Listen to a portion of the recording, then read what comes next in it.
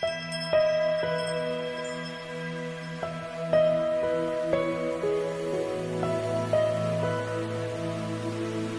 நாளிலே கூட கர்த்தர் நமக்கு தருகிற ஒரு வார்த்தை, ஒரு சுருள் அகப்பட்டது.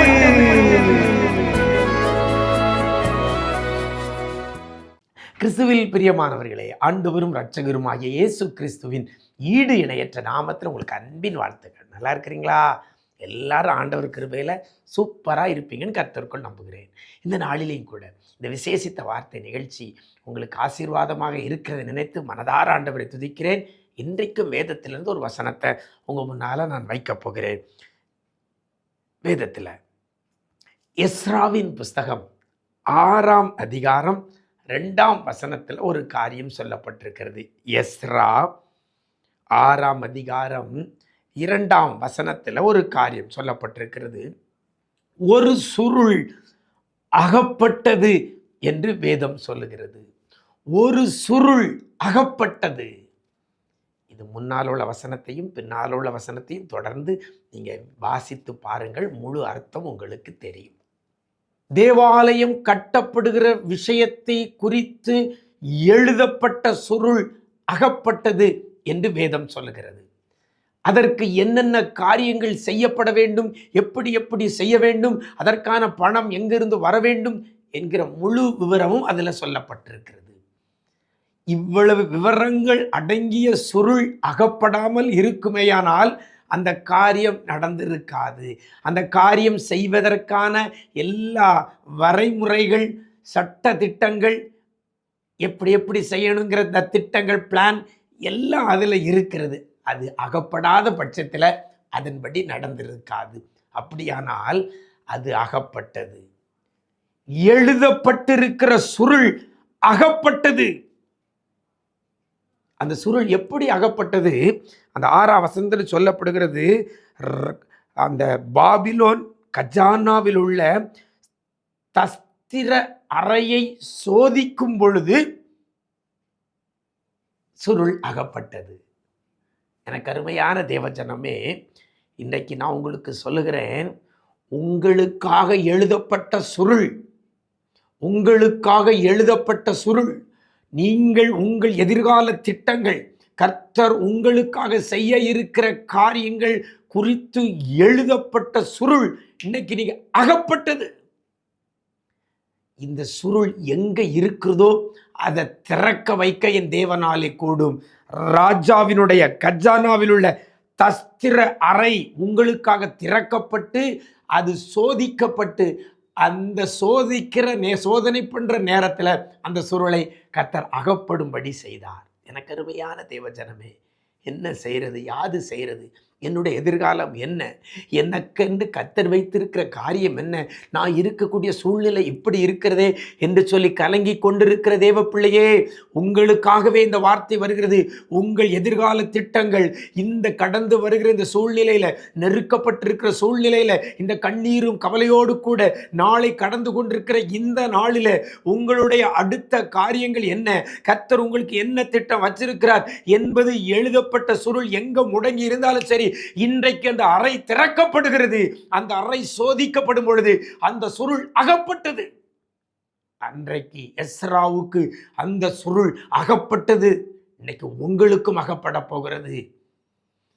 உங்களுக்கும் அகப்பட போகிறது. சாதாரணமா ஒரு நபர் நிறைய சொத்துக்கள் இருக்கிறது, ஆனால் அவர் இறந்த பின்பு ஒரு உயில் அப்படிங்கிற ஒன்று அகப்படும் பொழுது அவர் என்ன பிளான் வச்சிருக்கிற, அந்த சொத்து யாருக்குங்கிறது எல்லாம் நமக்கு தெரியுது. அப்படி தான் உயில் அகப்படுகிறது.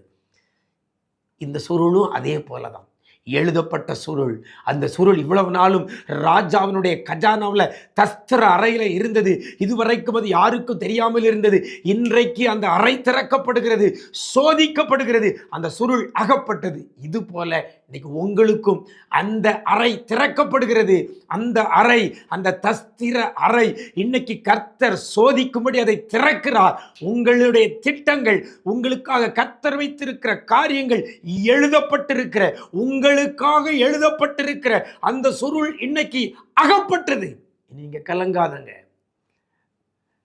நீங்கள் செய்ய வேண்டிய காரியங்கள், உங்களுக்காக செய்யப்பட இருக்கிற காரியங்கள் அத்தனையும் எழுதப்பட்ட அந்த சுருள் அகப்பட்டது. எனக்கு அருமையான தேவஜனமே, இன்னும் நான் சொல்றேன், உங்களுக்கு எந்த ஆர்டரை எதிர்பார்த்து இருக்கிறீங்களோ அது எழுதப்பட்ட சுருள் இன்னைக்கு அகப்பட்டது. எத்தனை பேர் விசுவாசிக்கிறீங்க? பல நாளாக போராடிட்டு இருக்கீங்களா? என்ன செய்யறது? ஒரு உத்தரவு வரலையே, ஒரு ஆர்டர் வரலையே, ஒரு கட்டளை பிறக்கவில்லையே, ஒரு காரியங்கள் என்னமாய் முடியுமென்று சொல்லி அங்கலாய்க்கிற தேவ பிள்ளையே, உங்கள் எதிர்காலத்திற்கு கர்த்தர் வைத்திருக்கிற ஆசீர்வாதங்கள் அந்த எழுதப்பட்ட சுருள் இன்னைக்கு அகப்படுகிறது.